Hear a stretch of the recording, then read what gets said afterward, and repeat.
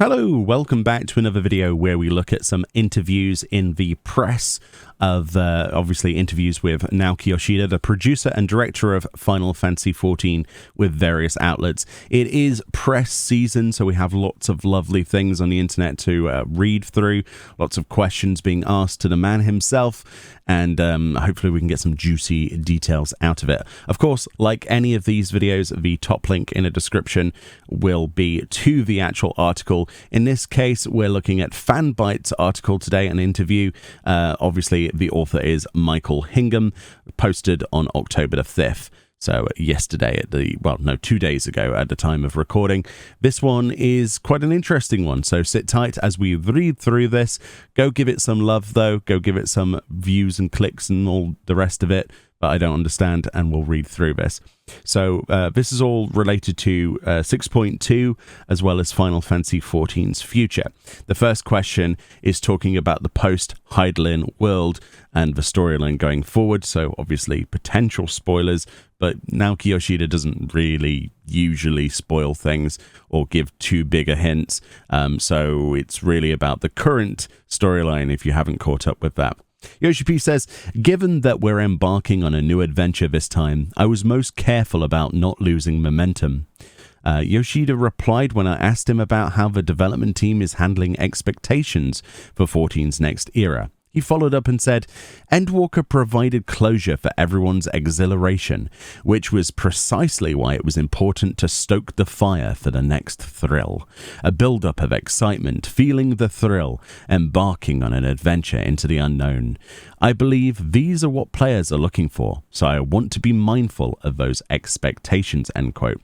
Now, clearly, I think that they have delivered on that this whole Void storyline, personally, to me, is just absolutely thrilling. I cannot predict where it's going to go to, and that's probably the first time, I think, in my play, personally, of this game where I've not been able to kind of guess what's going to happen next, because who knows what's going to happen to the Void and how that can be dealt with.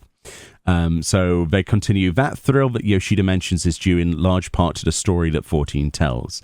Obviously talking about 6.2 here. So they say Yoshida hinted at something bigger. Interesting. I hope you'll stay tuned to see how the story will unfold from here. But with regards to continuing to use Final Fantasy IV as source material, he said, I had resolved to avoid flaunting references to Final Fantasy IV until we eventually took players to the moon. So now I'm letting it all out. Between the Barbarishi trial and the use of the Final Fantasy IV boss battle theme, they mention here, and all the reference and motifs in between, 14 is laying it on thick. That's very true. I mean, it doesn't take, someone very long to realize how close to Final Fantasy IV they're going. It's going to be an interesting tale. I wonder if this redemption arc is going to end the way that we think it's going to end. And there's a lot of parallels that you can draw between the two games. So if they are laying it on even thicker, like they plan to go deeper with this, then it'll be interesting to see what other things we could predict from Final Fantasy IV. But for the most part, the plot is kind of just borrowing motifs and things. So maybe we can guess what all of the future boss fights... I mean, we know the other bosses that will be trials just by looking at the names of them, right? After we were introduced to Scarmiglione and Barbarici, it's kind of obvious what's coming next. They say he reiterated his previous statement about Final Fantasy XIV is in part a Final Fantasy theme park, yet there's a fine line between referential and going overboard. Okay, so, quote, this applies to any title in a series that we incorporate, but while we want people to feel the nostalgia, we also make sure our story is still original, Yoshida said. He continued, the same approach was used this time around as well, end quote. I think when I've talked to a bunch of people that I've got into the game that have never played Final Fantasy games, so a good couple of my friends have never played a Final Fantasy game. They joined for the MMO as their first experience. A lot of them seem quite disappointed weirdly, when I mention, oh yeah, that's such and such from that game. And they're like, wait, what? I thought this was an original story. It's difficult for people to kind of realize the lines on that. And I do find some of my friends getting a little disappointed when I go, oh yeah, that's this. Well, how do you know that? Well, because it was in Final Fantasy IV, or this was this because of this game. And I hear their audible sigh. But at the same time, I think a lot of people might be more encouraged outside of my friend circle, normal people, might be further encouraged to maybe play through those earlier games, which I think that is, by design, right? They want to encourage people to go and play these games that they are currently remastering and remaking, right? I mean, Steam has nearly every Final Fantasy game on it now, apart from the spin-offs, as far as I can tell. And that's only a matter of time because of how the retro fever is being capitalized upon. I mean, look at Final Fantasy VII, for example. So I'm sure there'll be lots of themes to come, and that's not going to end anytime soon, but it does have its own original storyline. It's, this has not happened before.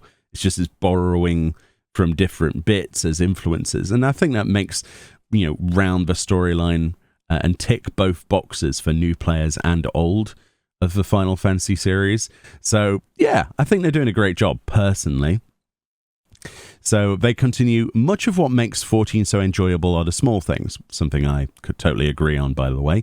Players hold the game in high regard for its storytelling and impressive set-piece battles, but 6.2 was another example of how a variety of side activities round out that experience. Obviously, they're talking about Island Sanctuary here, which is scratching the itch of another part of the player base, or indeed the same part of the player base, but on different levels. There is something for everybody, basically. In terms of Island Sanctuary, Yoshi P says, and I quote, "We plan to open more areas in which to construct facilities, add more types of facilities, and of course address feedback from our players." Yoshida said regarding what's next for Island Sanctuary, he concluded, quote, "We'll be maintaining the concept of making the Island Sanctuary a place where players can freely enjoy at their own pace. Whatever is in store, we can expect it in the upcoming 6.x patches, as mentioned in previous live letters." So yeah, if you had not been aware, the Island Sanctuary is going to be updated in major patches. It's likely, as a bit of a guess based on what that was said, even though it might have been poorly translated, it might be 6.4 before we see more Island Sanctuary.